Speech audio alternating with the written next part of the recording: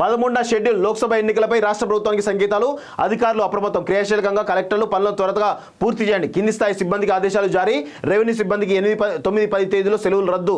రాజకీయ కాకా షురు. పార్టీలు పారా హుషార్. ప్రారంభోత్సవాలు సీఎం రేవంత్ బిజీ అంటూ ఒకరిని చూస్తా ఉన్నాం. లోక్సభ ఎన్నికల షెడ్యూల్ ఈ నెల 13న వెలువడనుందా? ఈ మేరకు రాష్ట్ర ప్రభుత్వానికి సంకేతాలు అందాయా? దీంతోనే అధికార యంత్రాంగాన్ని పరుగులు పెట్టిస్తుందా? ఈ ప్రశ్నలకు అవుననే సమాధానమే వస్తోంది. కలెక్టర్లు క్రియాశీలకంగా మారి మిగిలిపోయిన పనులు, శంకుస్థాపన, భవనాల ప్రారంభోత్సవాలు వెంటనే చేపట్టాలంటూ క్షేత్రస్థాయి అధికారులు ఆదేశిస్తున్నారు. పనులు వేగంగా జరగడానికి సిబ్బంది సెలవులు సైతం రద్దు చేస్తున్నారు. వాస్తవానికి 2019లో షెడ్యూల్ మార్చి 10న వెలువరింది. అదే నెల 18న నోటిఫికేషన్ ఇచ్చారు. ఏప్రిల్ 11న తొలి దశ పోలింగ్ జరిగింది.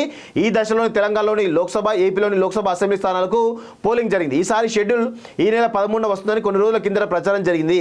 ఇప్పుడు దాన్ని బలపరిచేలా వార్తలు వస్తున్నాయి. ఈ ఊహాగానాల రీత్యా రాష్ట్రంలో రాజకీయ కాకా రాజుకుంది. మరోవైపు ప్రధాని మోడీ కొద్ది రోజుల నుంచి దేశవ్యాప్తంగా విస్తృతంగా పర్యటిస్తూ పలు రాష్ట్రాల్లో సభలు పాల్గొంటున్నారు. ఈ సభలు 13వ తేదీన ముగియనున్నాయి. అదే రోజు సాయంత్రం లేదంటే మరుసటి రోజు షెడ్యూల్ వచ్చే అవకాశం ఉందని కూడా పెద్ద ఎత్తున చర్చ జరుగుతోంది. ఈ నేపథ్యంలో రాష్ట్రంలోని పార్టీలన్నీ ఇప్పటికే అప్రమత్తమయ్యాయి. షెడ్యూల్ జారీతో దేశమంతటా ఎన్నికల కోడ్ అమల్లోకి వస్తుంది. కేంద్ర ప్రభుత్వంతో సహా అన్ని ప్రభుత్వాలు ఎలాంటి అభివృద్ధి సంక్షేమ కార్యక్రమాలను కొత్తగా ప్రారంభించడానికి వీలుండదు. కొత్త పథకాలు ప్రకటించే అవకాశం ఉండదు. అందుకే ప్రభుత్వంతో సహా రాష్ట్రంలోని పార్టీలన్నీ ఎన్నికల సంబంధించిన విస్తృతమైనటువంటి కార్యాచరణ ప్రారంభించాయి. ద్వితీయ శ్రేణి నాయకులతో పాటు క్షేత్రస్థాయి క్యాడర్ను కూడా పరుగులు పెట్టిస్తున్నాయి.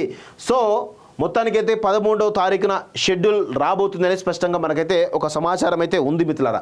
అయితే దీనికి సంబంధించి ఇక ఎన్నికల్లో భారతీయ జనతా పార్టీ కేంద్రంలో అధికారం రాబోతుందని స్పష్టంగా మనకు తెలుస్తోంది. దాదాపు 350 సీట్లు తగ్గకుండా బీజేపీకి వచ్చేటువంటి అవకాశాలు కనబడతా ఉన్నాయి.